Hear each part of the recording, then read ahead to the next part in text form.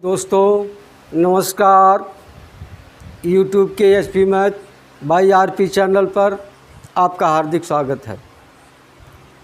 आज हम लोग दो आकृतियों की समरूपता क्या होती है इस पर चर्चा करेंगे। पिछली वीडियो में हम लोग सर्वांग समता समझ लिए। सर्वांग समता का मतलब कि अगर दो आकृतियों के अंग आपस में बराबर हों, यानी एक आकृति को अगर दूसरी पर ढक दिया जाए, वह पूरा ढक ले, तो वह दोनों आकृतियां सर्वांग सम कहलाती हैं। तो पिछली वीडियो हम लोग त्रिभुज की सर्वांग समता पढ़े थे, देख लीजिए। यह दो आकृति है त्रिभुज की। यदि इसके सभी अंग यह बराबर इसके हो, ये बराबर इसके हो और यह बराबर इस भुजा के हो, तो इसको सर्वांग सम कहा गया। ठीक है। त्रिभुज में सर्वांग सम के 3 नियम बताए गए। यदि किसी त्रिभुज की तीनों भुजाएं दूसरे त्रिभुज की तीनों भुजाएं के आपस में बराबर हों तो दोनों त्रिभुज सर्वांग सम होते हैं। या दो कोण और एक भुजा आपस में बराबर हो तो दोनों त्रिभुज सर्वांग सम होते हैं। या दो भुजा और एक कोण आपस में बराबर हो तो दोनों त्रिभुज सर्वांग सम कहलाते हैं। या इस तरह से भी बताया गया था, यदि दो त्रिभुज हैं, दोनों समकोण त्रिभुज हैं, तो एक कर्ण आपस में बराबर हो और एक भुजा आपस में बराबर हो तो दोनों त्रिभुज सर्वांग सम कहलाते हैं। अब सर्वांग सम में क्या देखा गया? सभी अंक बराबर हैं। अब समरूप में देखिए, समरूप क्या होता है? जिसका रूप एक हो, ठीक है, लेकिन उसका आकार भिन्न भिन्न हो, उसकी साइज भिन्न भिन्न हो। जैसे मुर्गी आप देखे हैं, मुर्गी छोटा हो चाहे बड़ा हो, लेकिन मुर्गी मुर्गी है। गेंद देख लीजिए, एक गेंद छोटा हो चाहे बड़ा हो, इसका आकार गोला है, यह समरूप है, लेकिन सर्वांग सम नहीं है। तो जान लीजिए, सभी सर्वांग सम आकृतियां समरूप होती हैं, लेकिन सभी समरूप आकृतियां सर्वांग सम नहीं होती हैं। कलम है, चाहे छोटी कलम हो चाहे बड़ी कलम हो, उसका रूप वही है, समरूप है, लेकिन सर्वांग सम नहीं है। तो आप समझ गए होंगे समरूप किसे कहते हैं। ऐसी दो आकृतियां जिनका रूप एक समान हो, लेकिन उनकी लंबाई चौड़ाई या उनका आकार नाप में भिन्न हो, समरूप कहलाती हैं। आइए देखते हैं दो त्रिभुजों में समरूपता कैसे होती है। देखिए, दो त्रिभुज हैं, एक ए है, ए बी है, ए सी है। इसे P मान लीजिए, इसे Q मान लीजिए, इसे R मान लीजिए। ठीक है, दो त्रिभुज हैं। यह दो त्रिभुज समरूप कब कहे जाएंगे? ध्यान दीजिएगा, इसकी लंबाई चाहे जो हो, लेकिन अगर दोनों त्रिभुजों के कोण आपस में बराबर हों। जैसे यह 60 अंश है, इधर 60 अंश कर दे रहे हैं, ठीक है, और यह 20 अंश है, यहाँ 20 अंश कर दे रहे हैं। अब यह कितना हो गया? 100 अंश, और यह हो गया 100 अंश।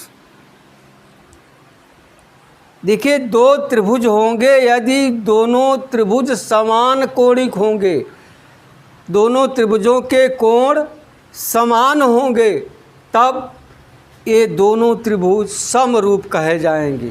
क्या कहे जाएंगे? समरूप कहे जाएंगे। अब देखिए, इसमें भी तो संगत भुजा होगी। अब देख लिए संगत भुजा कौन है?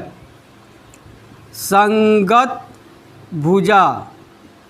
अब अगर 60 अंश का कोण आप ले रहे हैं, देख लीजिए, 60 अंश के सामने कौन सी भुजा है? AC।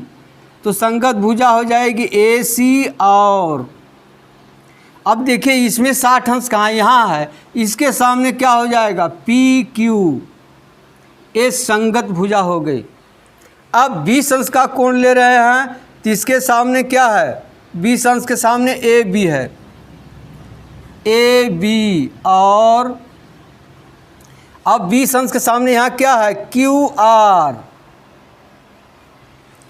100 अंश लीजिए, इसमें 100 अंश के सामने कौन सी भुजा है, बी सी, और इसमें 100 अंश के सामने कौन सी भुजा है, पी आर। यह ध्यान रखिएगा, संगत भुजा वही होगी जो पहले त्रिभुज में जिस कोण के सामने की भुजा होगी उसी कोण के बराबर दूसरे त्रिभुज में सामने की भुजा संगत भुजा होगी। ठीक है, समझ गए। अब आप सोचते होंगे सर्वांगम त्रिभुज में तो कुछ इसके नियम थे, कुछ गुण थे, तो यहाँ भी जान लीजिए, दो त्रिभुज समरूप होंगे यदि उनके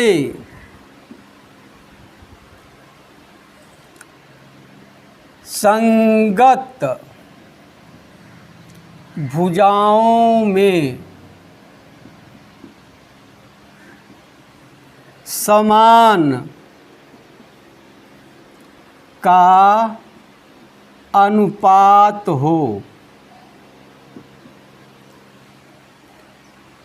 यदि उनके संगत भुजाओं में समान का अनुपात हो या समान अनुपात हो तो वह त्रिभुज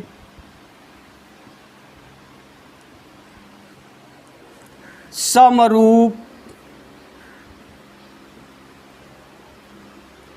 त्रिभुज कहलाता है।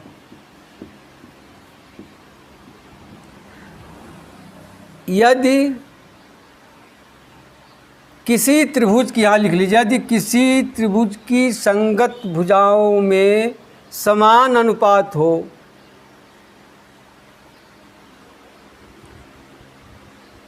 यहाँ लिया यदि दो त्रिभुजों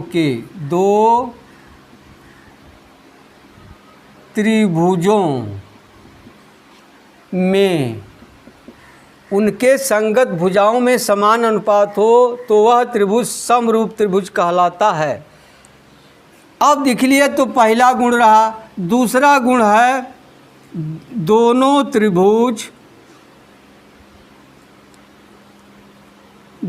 त्रिभुज समान कोणिक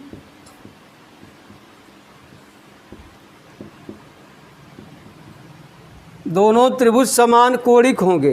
कोण भले ही इधर उधर हो लेकिन संगत कोण भी क्या होंगे, समान होंगे।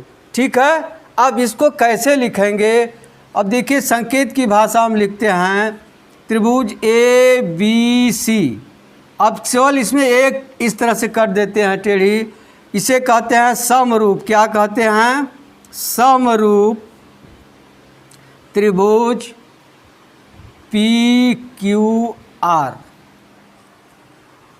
ठीक है, दो त्रिभुज समान कोणिक होंगे या उनके संगत भुजाओं में समान का अनुपात होगा तो दोनों त्रिभुज क्या कहे जाएंगे, समरूप त्रिभुज कहलाएंगे। अब देख लीजिए समरूप के लिए क्या पहला शर्त बताया गया, संगत भुजा अभी बताया गया 60 अंश के सामने कौन सी भुजा है, ए बी। ए संगत 60 के सामने ए सी है, ए सी बटे इसमें 60 के सामने क्या है, पी क्यू। पी क्यू यह बराबर होगा, अब देख लिए 20 अंश के सामने ए बी है, ए बी बटे यहाँ 20 अंश के सामने क्या है, क्यू आर। यह बराबर होगा 100 अंश के सामने क्या है, बी सी बटे यहाँ 100 अंश के सामने क्या है, पी आर। ध्यान दीजिए, अगर दो त्रिभुज समरूप होंगे तो उनके संगत भुजाओं में बराबर का अनुपात होता है। एक चीज़ और जान लीजिए, ये दो त्रिभुज समरूप हैं तो उनके क्षेत्रफल में जो अनुपात होता है, अब यहाँ हो जाएगा त्रिभुज ए बी सी का क्षेत्रफल बटे त्रिभुज पी क्यू आर का क्षेत्रफल, यह अनुपात होता है इनके संगत भुजाओं के वर्गों के अनुपात के बराबर होता है। क्या हो जाएगा ए सी बटा पी क्यू का वर्ग बराबर हो जाएगा ए बी बटा क्यू आर का वर्ग बराबर हो जाएगा बी सी बटा पी आर का वर्ग। इस पर सवाल भी पूछा जाता है, जैसे देखिए इसमें 4 है, इसमें से 1 2 3 कोई 3 दे दिया जाएगा, चौथा पूछ देगा। इसमें भी देखिए 4 है, इसमें से कोई भी 3 का मान दे दिया जाएगा, चौथा पूछ दिया जाएगा। ठीक है, अब आपको समझ में आ गया होगा। दो त्रिभुज समरूप कहलाएंगे यदि उनके संगत भुजाओं में समान का अनुपात हो, या इसी का उल्टा कह सकते हैं, यदि दो त्रिभुजों के संगत भुजाओं में समान का अनुपात हो तो वह समरूप त्रिभुज होता है, या दो त्रिभुज समरूप होता है यदि उनके संगत भुजाओं में समान का अनुपात हो, बराबर का अनुपात हो। ठीक है, अब आप समझ गए होंगे। अब आइए आगे देखते हैं।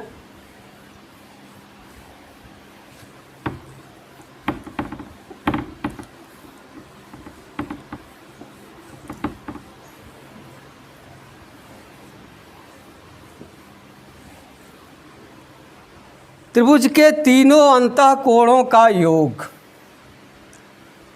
त्रिभुज के तीनों अंतःकोणों का योगफल कितना होता है? आप जानते हैं 180 अंश होता है।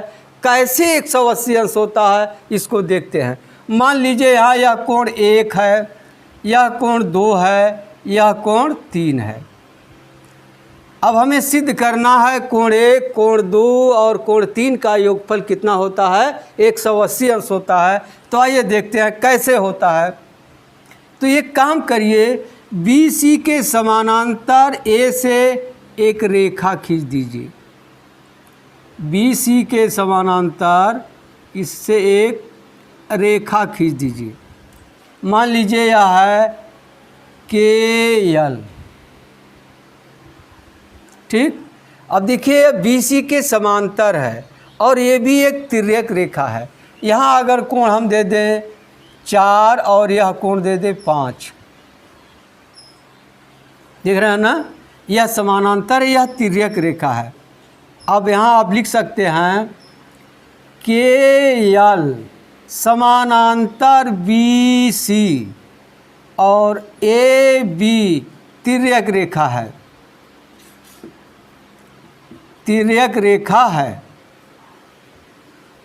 ना। देखिए समानांतर है, यह तिर्यक रेखा है, तो कोण 2 बराबर कोण 4 के हो जाएगा, या कोण 4 बराबर कोण 2। क्यों बराबर होगा? क्योंकि यह एकांतर कोण है। किस कोण से? एकांतर कोण।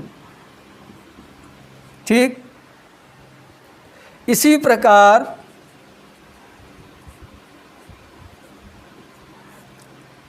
ए सी भी तिर्यक रेखा है। यह भी देखिए तिर्यक रेखा है, तो यह कोण 5 और कोण 3 आपस में बराबर होंगे। क्या हो जाएगा? कोण 5 बराबर कोण 3। क्यों? एकांतर कोण है।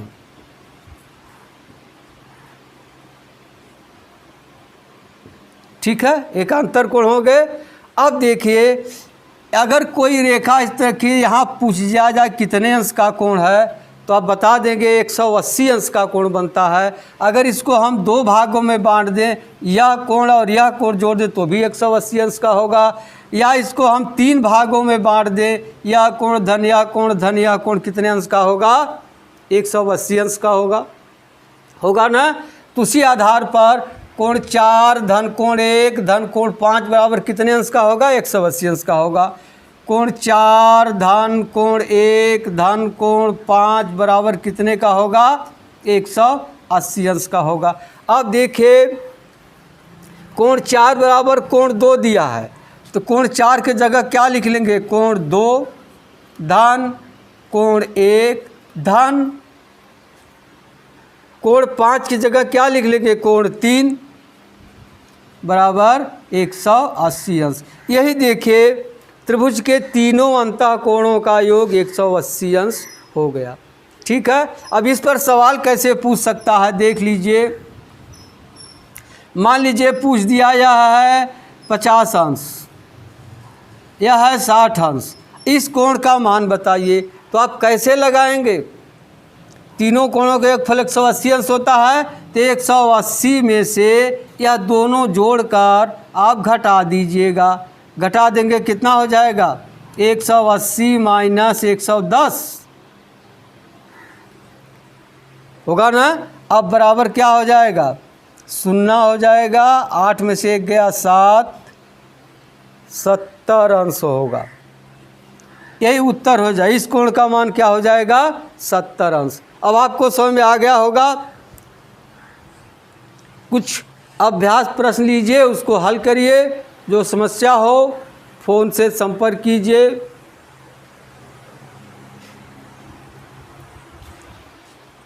देखिए यही प्रश्न है, निम्नलिखित प्रश्नों में x, y, z का मान ज्ञात कीजिए। देखिए यह त्रिभुज है, यह 70 अंश या 72 अंश या z अंश। अब तीनों जोड़कर 180 अंश कर दीजिएगा, उत्तर आ जाएगा।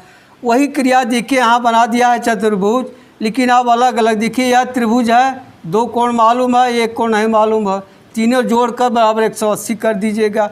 वही हाल इसमें भी है। देखिए 1, 2, 3 कोण हैं, तीनों जोड़कर बराबर 180 कर दीजिएगा, x का मान आ जाएगा। वही बात यहाँ देखिए, यह 1 55, 1 60 और 1 180, तीनों जोड़कर 180 अंश कर दीजिएगा, यह मान निकल जाएगा। अब देखिए यह 180 अंश है, 180 में से इसको घटा देंगे, यह निकल जाएगा। या आप दूसरे तरीके से कर सकते हैं। यह देखिए इस त्रिभुज का बहिष्कोण है, बहिष्कोण सुदूरवर्ती अंतःकोणों के योगफल के बराबर होता है। तो x का मान हो जाएगा 70 धन 20। चाहे ऐसे कर लीजिए, चाहे ऐसे कर लीजिएगा। अब यहाँ देखिए, अब देखिए यहाँ 3 कोण है, एक x अंश है, 3x अंश है और 60 अंश।